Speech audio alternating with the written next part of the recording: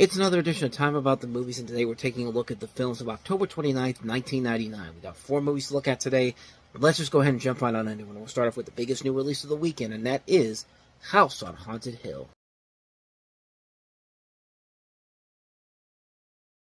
The trailer pretty much told you everything you need to know about the film. It's about a group of strangers who are invited to a party at an abandoned insane asylum where they're offered $1 million each by an amusement park mogul if they're able to survive the night. And as you can see, chaos ensues. It's pretty much a story we've seen done before.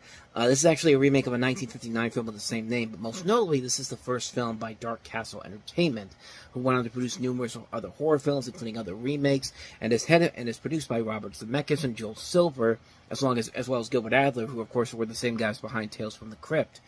And because this is based off of a William Castle film, they actually had a contest, as you saw in the trailer at the end there, where they supplied promotional scratch cards to cinemas showing the film, offering ticket buyers a chance to win $1 million, similar to the movie's characters.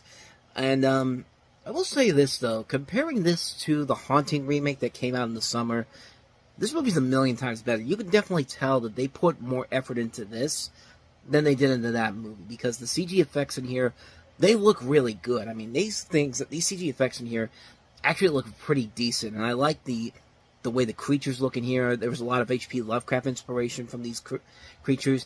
I mean, it's a really cool, gothic-looking film, and it really is legitimately terrifying at times overall.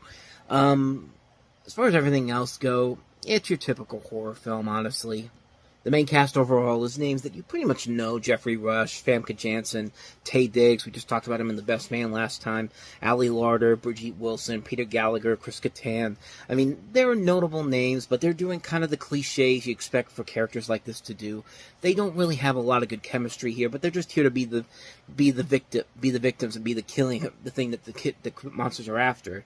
And at times, they can be kind of decent, but overall, you're here just for the special effects. And like I said, this kicks the crap out of The Haunting, and that's why I give this movie a lot more praise, because they did more with this than The Haunting did with whatever the hell the CG effects in that film were trying to do. I mean, it's not a good film overall, but I give it a lot more credit for at least trying and at least having more fun with the concept than whatever the hell The Haunting was trying to do. And for that, I give this more points. I'd say it's a ton of fun. Definitely check it out if you haven't seen it. If you're in for if you want to see some good scares in here, this is definitely worth the watch. So, House on Haunted Hill, not the best, but certainly a lot better than some of the other horror films that came out this year. And speaking of horror films, here's the master of horror, Wes Craven, doing a film that's not horror whatsoever. It's Music from the Heart.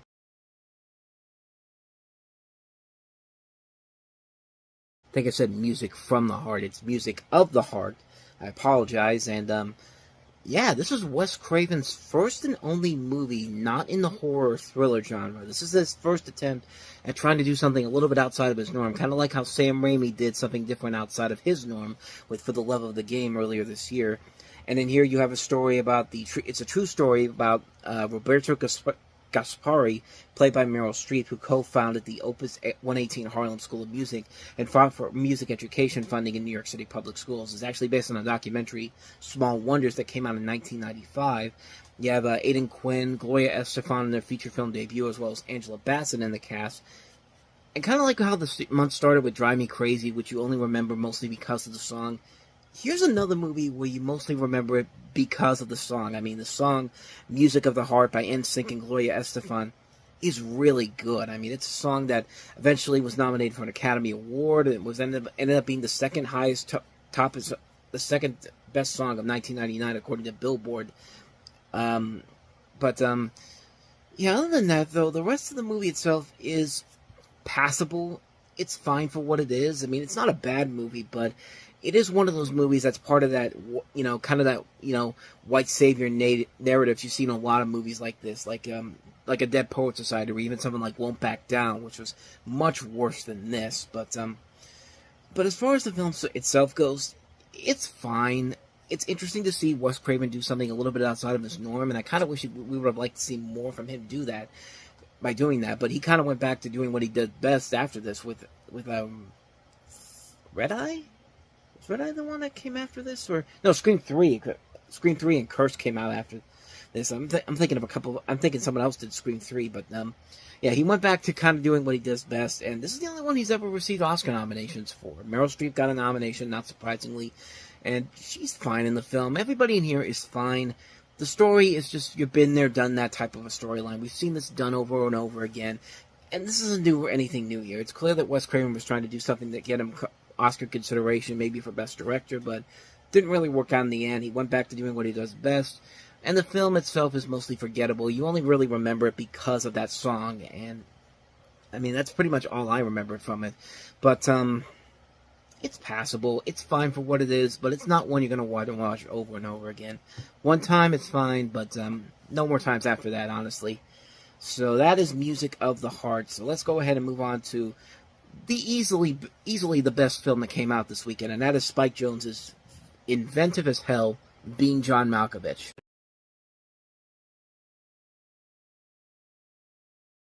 Quite simply, the premise is that you have John Cusack playing a puppeteer who finds a portal that leads into the mind of John Malkovich, and John Malkovich plays a satirical version of himself, and hilarity ensues, and really, it's one of the most chaotic movies you will ever see, but God, it's freaking brilliant. It's one of the most amazing films ever. The writing of Charlie Kaufman, the direction of Spike Jonze, the concept alone is amazing. Like, John Cusack, Cameron Diaz, and Catherine Keener are great in this film.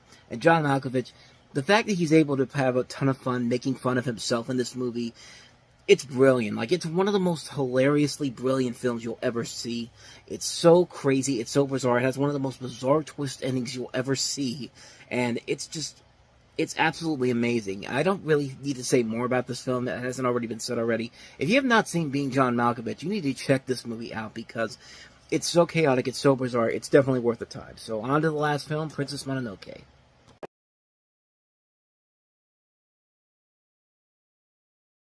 So released originally in 1997, this is Hayao Miyazaki's story about the late Muromachi period of Japan, but it includes fantastical elements, and it follows this prince named Ashitaka and his involvement in the struggle between the gods of a forest and the humans who consume its resources, and it deals with the themes of Shinoto and environmentalism.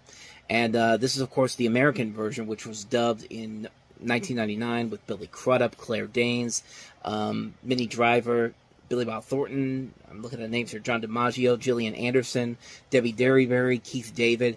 Phenomenal cast overall here, and kind of like with a lot of the movies that, a lot of the Hayao Miyazaki movies, we got them because of what Miramax was doing at the time, taking these movies and bringing them into the U.S. And the script for the dub version of this was actually written by Neil Gaiman, of all people, and it was a pretty enjoyable movie. I think that a lot of people came to this film because of what Miramax was doing. Like I said, it was because of them.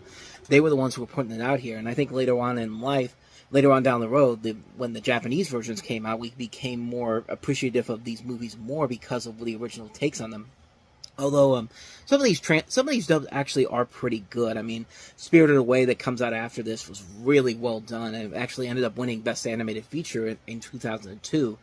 And it's a pretty engaging movie. It's definitely a Miyazaki film. It's definitely a film you look at and see as not just as an animated film, but a really good, well-made, epic film. Like, it would be really hard to try to make this in live action. This is one of those, and Miyazaki's one of those guys that he knows that he has to make something that can never be done in live action for the most part. And for the most part, he does a fantastic job with this movie. It's an engaging epic, beautiful animation overall, a strong voice cast. It's a really well-made film. I don't think I need to say too much more about this one that hasn't already been said already, but if you haven't seen Princess Mononoke, if you haven't seen any Miyazaki films, get off your ass and go see them, man, because you're missing out on some really, really incredible stuff. Princess Mononoke. So with that said, we wrap up another edition of Time About the Movies, and we will jump into November on the next episode with Denzel Washington and Angelina Jolie in The Bone Collector. We also have Chris O'Donnell in The Bachelor, and also Russell Crowe and Al Pacino in Michael Mann's The Insider. So 3 films to look at next time.